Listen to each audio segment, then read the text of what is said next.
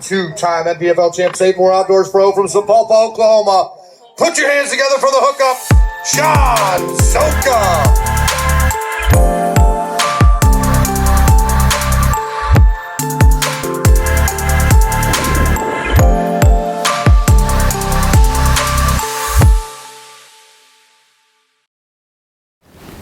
Hey guys, Joe here with another SaveMore FishMore segment of the day, and today we're talking feathered trebles.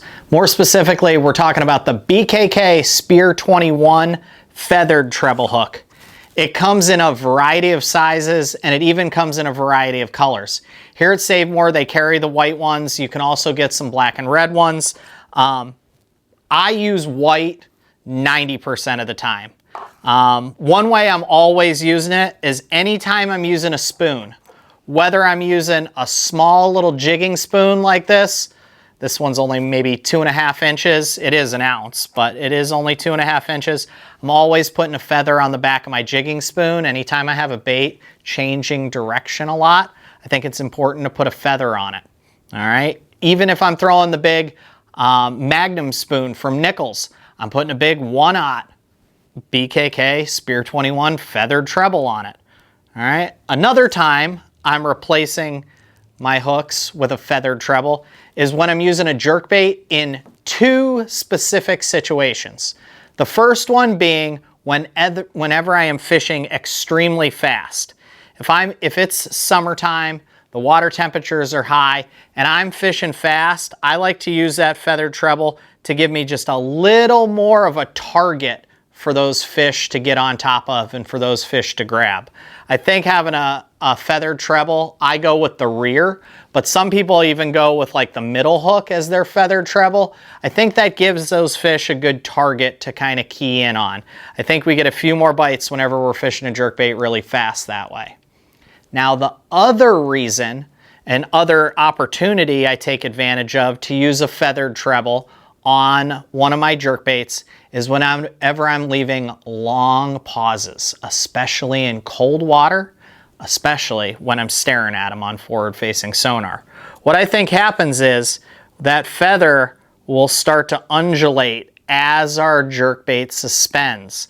And sometimes we can leave our bait paused even longer because we're getting just minuscule movements out of that feathered treble to try to entice those weary fish to bite. I think those are two really important scenarios when you should be utilizing a feathered treble hook. And these Spear-21s, you're really not gonna get a better hookup ratio, you're not gonna get a higher landing percentage, and you're not gonna get a more high quality feathered job anywhere else on the market. These are gonna be your best hook and your best quality construction of putting the feathers on your treble out of any other feathered treble aftermarket hook you can buy.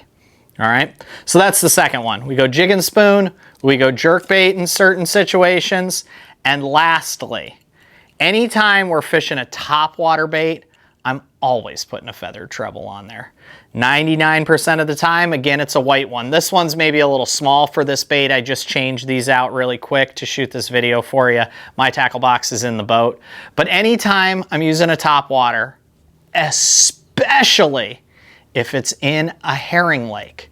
If I go to Lake Murray, especially Lake Lanier, big time herring lakes, I'm always fishing my topwaters fast. I'm not sitting there and walking them side to side.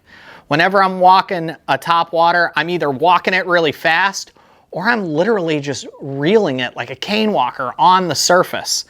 I want that feathered treble behind that bait kind of looking like a tail, making this bait look way more natural.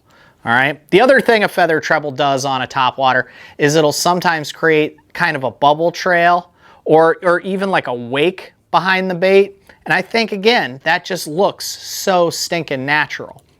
So for me, herring lakes especially, but almost always, I can't think of a topwater time that I'm fishing where I don't. I have a Spear-21 feathered treble on the back. Okay. So those are my three big times: topwater, jerkbait, spoon. Anytime I need a feathered treble hook, I'm always reaching for a BKK Spear-21, and I'm going with those over anything else on the market. They're sharp, they're strong, and I just don't lose fish on them. I gotta get them in the boat so that you guys can see them on camera. Check them out at SaveMoreOutdoors.com. Thanks for hanging with us today, guys.